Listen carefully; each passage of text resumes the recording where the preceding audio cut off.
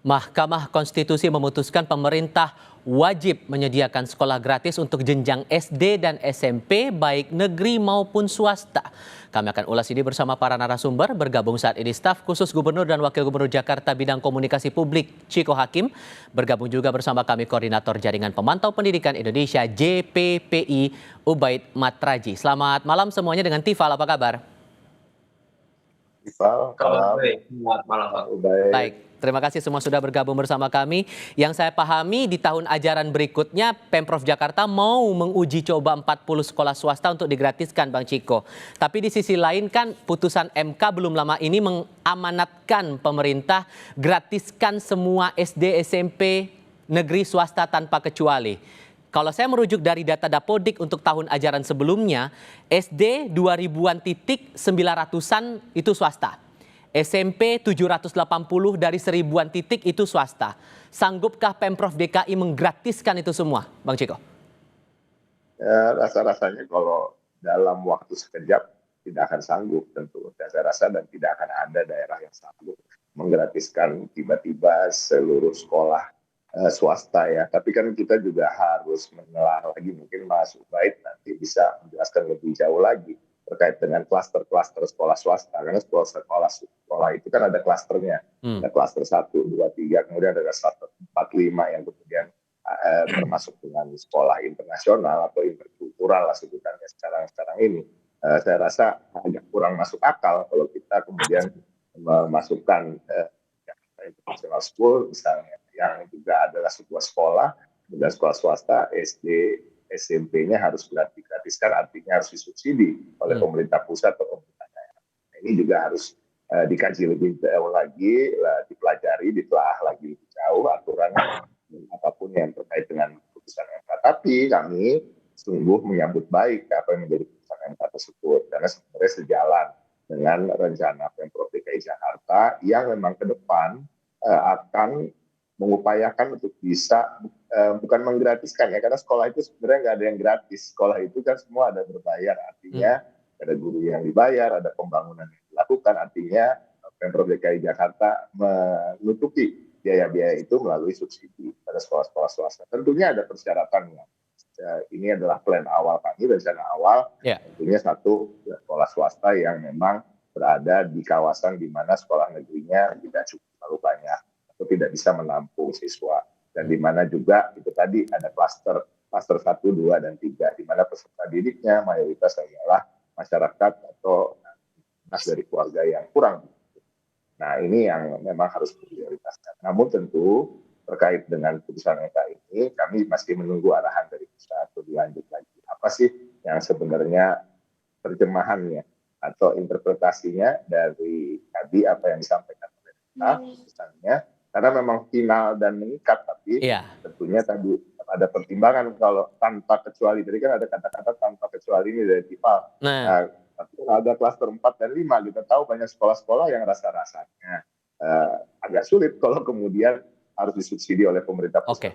Tapi kalau melihat uji coba yang akan dilakukan pemerintah Jakarta untuk 40 sekolah swasta ini, selain tadi Anda sudah jelaskan juga kan untuk akses sekolah negerinya terbatas, tidak ada sekolah negeri di area itu, untuk siswanya gimana? Apakah ada identifikasi khusus untuk mereka yang layak mendapatkan program gratis ini? Yang kita akan lakukan sebenarnya sekolah swastanya memang akan kita subsidi secara keseluruhan. Jadi artinya yang bersekolah di sana, yang mayoritas dan sesungguhnya adalah peserta didik yang memang kurang mampu. Dan sesungguhnya kalau dari rencana awal dari Pemprov DKI Jakarta itu tidak terbatas hanya pada SD dan SMP, bahkan SMA dan juga SMK. Kita belajar dari apa sih dari kemarin terkait dengan pemutihan ijazah misalnya. Nah, ini kan terjadi di sekolah-sekolah swasta ya, dan sampai kemarin sudah didata lebih dari 10.000, dan kita insya Allah dalam waktu 1 tahun ini bisa untuk kita memutihkan 6.000 ijazah. Artinya apa? Banyak sekali ribuan siswa yang sekolah di sekolah swasta memang sesungguhnya tidak mampu untuk membayar apa-apa yang menjadi kewajiban mereka. Artinya penggratisan sekolah swasta ini memang suatu keniscayaan yang harus dilakukan oleh Pemprov, dan alhamdulillah menjadi putusan MK juga. Nah, dan nanti bagaimana kita bisa mengimplementasikannya secara komprehensif secara maksimal. Tentunya ada arahan-arahan yang harus kita tunggu juga dari pemerintah.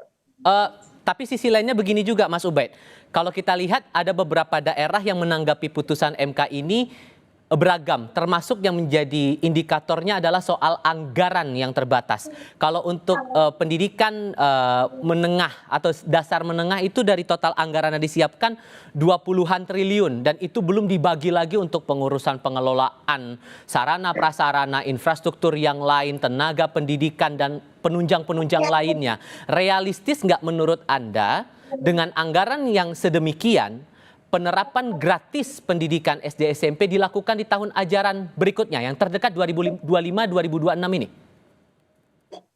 Iya, jadi waktu kami bersidang selama 1 tahun 2024, pertanyaan itu yang juga selalu diulang-ulang oleh hakim yang ingin mendengarkan keterangan dari para ahli. Dan ternyata dari ahli-ahli yang dihadirkan oleh hakim di Mahkamah Konstitusi itu mencoba untuk mengotak-atik sumber ya, baik dari APBN maupun APBD. Dan kesimpulannya sebenarnya adalah kemampuan sumber APBN dan APBD kita sebenarnya tidak hanya cukup, tapi lebih dari cukup gitu. Yang justru jadi temuan ketika di persidangan adalah ternyata yang membuat keraguan hakim dan juga membuat keraguan banyak pihak adalah ternyata anggaran pendidikan kita itu tidak punya fokus alokasinya kemana atau tidak punya prioritas, sehingga para ahli menemukan ternyata anggaran pendidikan ini dikelola oleh puluhan kementerian dan juga lembaga. Kami menemukan ada sekitar 24 kementerian dan lembaga yang mengelola dana pendidikan yang tahun lalu misalnya 665 triliun, tahun sekarang 724 triliun. Nah, untuk konteks Jakarta, kami juga setiap tahun berkoordinasi dengan Dinas Pendidikan Jakarta. Sebenarnya Jakarta ini menjadi contoh yang baik sebelum putusan MK itu sudah memulai ya bagaimana melibatkan swasta dalam konteks pembiayaan, sehingga peserta didik yang tidak diterima di negeri mereka bisa memilih juga sekolah swasta. Tetapi Pak Ciko, yang ingin kami sampaikan adalah kenapa angkanya itu muncul 40 gitu. Jadi sebenarnya tiga pemohon ya, selain dari JPPI, tiga pemohon itu adalah masyarakat Jakarta yang tahun kemarin di tahun 2023 sebelum kami mendaftar ke MK, mereka itu adalah penerima PIP dan KJP plus gitu. Jadi mereka ini kelompok miskin di Jakarta. Jadi mereka ini daftar di Jakarta melalui jalur zonasi nggak lulus, jalur prestasi nggak lulus, sampai ke afirmasi juga nggak lulus, sampai ke PPDB bersama juga nggak lulus. Sehingga penting untuk mempertimbangkan misalnya 40 sekolah ini, apakah misalnya kalau kita punya prioritas, berapa jumlah masyarakat miskin yang ada di Jakarta ini, apakah bisa tertampung dari calon-calon murid dari kelompok program miskin itu. Secara singkatnya, sehingga ini menurut Anda logis tidak kalau dilakukan sekarang? Sangat logis ya, apalagi misalnya dalam konteks Pak Ciko dengan resource APBD Jakarta yang sangat besar. Misalnya kami pernah menghitung soal berapa misalnya di jenjang SMP Jakarta itu hanya mampu menampung 46%. Kita pernah menghitung anak-anak Jakarta yang sekolah di SD dan SMP kalau dibiayai dengan APBD Jakarta itu kita butuh dana sekitar 3 triliun dari alokasi yang sekarang sudah ada. Jadi kalau misalnya ada realokasi, refocusing dari APBD DKI Jakarta khususnya untuk 20% pendidikan itu, yang 3 triliun itu difokuskan untuk SD dan SMP untuk tanpa dipungut biaya, itu sangat mungkin dilakukan. Oke. Singkat saja atau responnya, Bang Ciko? Ya, saya sepakat kok apa yang disampaikan oleh Mas Ubaid. Tentunya tadi terkait dengan kata-kata 40 sekolah itu kan memang itu yang akan dicobakan di awal, Mas Ubaid. Tapi ke depan maksud dari plan dari Pemprov DKI Jakarta bahkan putusan MK adalah dalam 5 tahun pemerintahan Jakarta ke depan yang di bawah pimpinan Pak Pramono Anung dan Pak Rano Karno ini tentunya ingin menggratiskan, membuat anak-anak untuk tidak anak-anak yang tidak mampu, anak-anak yang kurang beruntung tentunya untuk bisa bebas biaya dalam sekolah. Oke. Jadi kalau akan lebih dari 40 rasa-rasanya. Tapi uji coba di awal memang 40 karena memang ada hal-hal yang terkait dengan anggaran. Dan Mas Ciko, Mas Ubed, terima kasih banyak sudah mau berdiskusi bersama kami malam ini. Sehat selalu semuanya. Selamat malam. terima kasih, Tifa. Selamat malam. Bye.